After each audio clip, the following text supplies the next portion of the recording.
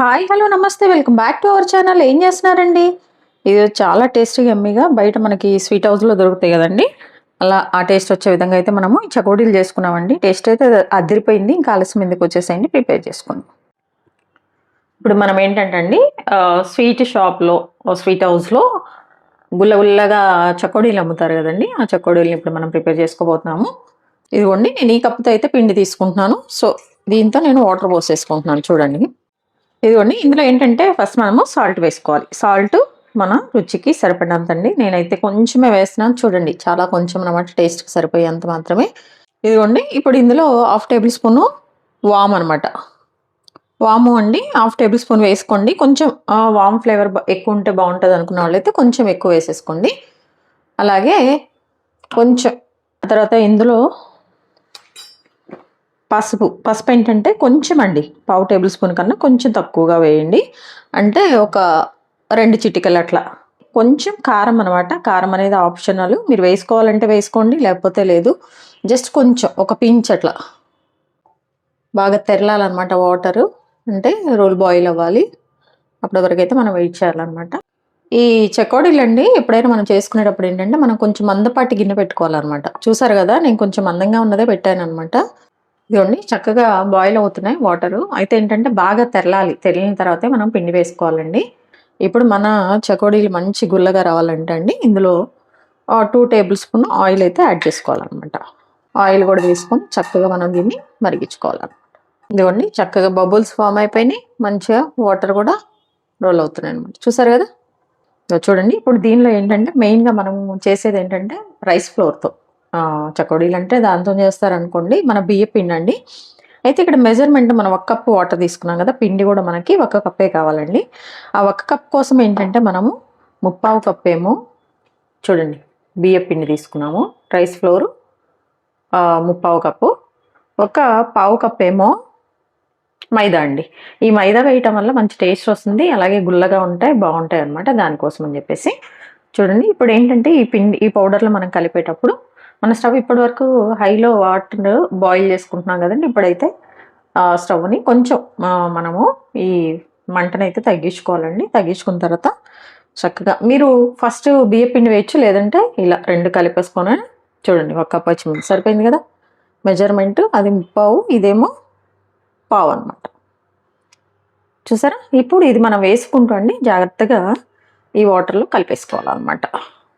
చూడండి, కంగారు ఏం లేదండి, చక్కగా కొంచెం కొంచెం వేసుకుంటూ మొత్తం కలుస్తుంది బాగానే, ఇబ్బంది ఏం లేదు. ఇదిగో ఇలా కలిసింది కదా, దీన్ని ఇప్పుడు తర్వాత మనం మిక్స్ చేసుకోవాలండి. అది ప్రాసెస్. ఇట్లా కలిసిపోయింది కదండి. ఇప్పుడు ఏంటంటే లిడ్ పెట్టేస్తున్నాను. స్టవ్ ఆఫ్ చేసేసేయండి. ఒక 10 నిమిషాలు అయితే దీన్ని కదిలించుకుంటూ ఉండాలండి. ఆ తర్వాత మనం ప్రాసెస్ చేసుకోవాలన్నమాట. ఇదిగోండి, 10 మినిట్స్ తర్వాత స్టవ్ తీసేసి కింద పెట్టేసానండి. కాలుతూ ఉంటుంది. జాగ్రత్తగా ఒకసారి మనము మిక్స్ చేసుకున్నాకండి. ఇప్పుడు చెయ్యిని ఒక్కసారి తడిపేసుకొని మంచిగా దీన్ని మనం మిక్స్ చేసుకోవాలండి.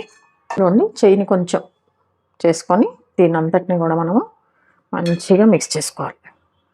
ఇంకా మనం ఇందులో వాటర్ ఏమీ యాడ్ చేసే పని లేదండి, పర్ఫెక్ట్గా సరిపోతుంది అనమాట. ఇదిగోండి, ఇది ఉంది కదా, దీంతో దీని పిండిని ఇట్లా మనం 10 మినిట్స్ చేయాలండి. ఇదిగోండి, ఒక 10 మినిట్స్ మనం మంచిగా చేసుకుంటే ఇట్లా మంచిగా వచ్చేసింది అనమాట. ఇప్పుడు ఏంటంటే చకోడీలు చేసుకోవాలి. దానికోసం ఏంటంటే ఇందులో కొంచెం పిండి తీసేసుకుందామండి. కొంచెం పిండి తీసుకొని ఇలా చిన్న ముద్ద చేసుకుందాము. ఇది పక్కన పెట్టేస్తున్నాను. ఇదిగోండి, ఇట్లా కొంచెం పిండి తీసుకొని మనము ఈవెన్గా మనకి ఏ సైజు కావాలో అట్లా రోల్ చేసుకోవాలండి. చూసారు కదా, ఇట్లా రోల్ చేసుకున్నాక కొంచెం పెద్దగా ఇదిగోండి ఇట్లా చేసుకున్నాక ఒకే సైజు అనుకోండి, ఇంతవరకు ఈ 2 మనము ఇట్లా కరిపించుకోవాలన్నమాట. వీటన్నిటిని ఏంటంటే చేసి మనము ఒక ప్లేట్లో పెట్టుకోవచ్చండి. ఆరిపోవటం అట్లా ఏముండదు. చక్కగా అన్నీ అయ్యాక నేను చూపిస్తాను. ఇక్కడ పెట్టేస్తున్నాను. ఇట్లా మిగిలినన్నీ చేసేస్తాను అనమాట నేను. అయిన తర్వాత ప్రాసెస్ చూద్దాం. ఇప్పుడు చూపిస్తున్నా చూడండి. ఇగోండి, మనం చేసుకున్న చకోడీలు అనమాట. ఇలా చేసి పెట్టుకున్నానండి. ఇగో చిన్న చిన్నవి అయితేనే ఇప్పుడు నేను మీకు చూపించిన విధంగా చేసినాయి. ఈ పెద్దవి అయితే నేను కొంచెం పిండి తీసేసుకొని చేసుకున్నాను అనమాట. ఇట్లా మీకు ఏ సైజు కావాలంటే ఆ సైజు చేసుకోవచ్చండి. ఇదిగోండి, ఇప్పుడు మనం వీటిని వేయించుకుందాము. చాలా ఈజీగా అయిపోతుందండి ప్రాసెస్. ఇలా చక్కగా మనం కాసేపు పక్కన పెట్టుకున్నా ఏం కాదండి. చూడండి, ఒకటానికి ఒకటి అతుక్కోకుండా కూడా చక్కగా ఉంటాయి. మనము చేసుకోవచ్చు. దీనికి ఆయిల్ కూడా ఎక్కువ పట్టదండి. చూడండి, ఆయిల్ కూడా ఎక్కువ వేసుకోవద్దండి, ఎందుకంటే కొన్ని కొన్ని వేసుకొని అయినా మనం వేయించుకోవచ్చు. ఇదిగోండి, ఈ ఆయిల్ అంతా కూడా మంచిగా హీట్ అయ్యే వరకు అయితే మనం వెయిట్ చేయాలి. ఆయిల్ అయితే బాగా హీట్ అవ్వాలండి, బట్ మనము చకోడీలు వేసుకునేటప్పుడు అయితే స్టవ్ కొంచెం మీడియం ఫ్లేమ్లో పెట్టుకోవాలన్నమాట.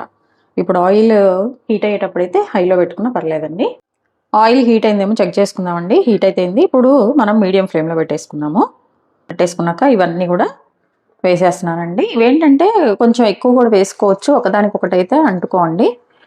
ఇవేంటంటే అండి, కొంచెం ఇట్లా మనం మీడియం ఫ్లేమ్లో పెట్టేసి మంచిగా వేసుకుంటే లోపల నుంచి మంచిగా కుక్ అయిపోతే పైన క్రిస్పీగా బాగా మంచిగా రెడీ అయిపోతాయి అన్నట్టు. అయితే వేసిన వెంటనే తిప్పకూడదండి, కొంచెంసేపు కుక్ అయిన తర్వాత ఆయిల్లో కొంచెం సేపు ఫ్రై అయిన తర్వాత మనం వీటిని టర్న్ చేసుకోవాలన్నమాట. మీడియం ఫ్లేమ్లో పెట్టేసి టైం పడుతుందండి. ఇప్పుడు నురగ వస్తుంది కదా మనకి, ఈ చకోడీలు మంచిగా ఫ్రై అయిపోయినాయి అని ఎలా తెలుస్తుందంటే ఆ నురగంతా కూడా అయిపోయి మనకి ఓన్లీ ఆయిలే కనిపిస్తుందండి. అప్పుడు మన చకోడీలు కూడా మంచిగా వేగిపోయినట్టు తెలిసిపోతుంది అనమాట, ఆయిల్లో డీప్ ఫ్రై అయిపోయినట్టు తెలిసిపోతుందండి. ఇదిగోండి, చూసారు కదా, వేసాక కొద్దిగా ఆగినాక మనము చక్కగా చూసుకుంటున్నాము, ఒకదానికి ఒకటి ఏం అతుక్కోదండి. ఇదిగోండి, ఇప్పుడు మనము కొంచెం టర్న్ చేసుకుందాము. కొంచెం కలర్ అయితే చేంజ్ అవ్వాలన్నమాట. చూసారు కదా, ఇంకా నురగ ఉంది. ఈ నురగంతా వెళ్ళిపోతే కానీ మన చకోడీలు మంచిగా ఫ్రై అయినట్టు. ఇదిగోండి, కలుపుకుంటూ, ఎందుకంటే రెండు వైపులు కూడా మనకి వేగాలి కదండి, డీప్ ఫ్రై అవ్వాలి కాబట్టి ఇట్లా కలుపుకుంటూ వేయించేసుకోవటం. ఇదిగోండి, ఈ ఆయిల్లో నురగంతా అయిపోయింది చూసారు కదా, ఇప్పుడు ఇవి మంచిగా ఫ్రై అయినట్టు అనమాట.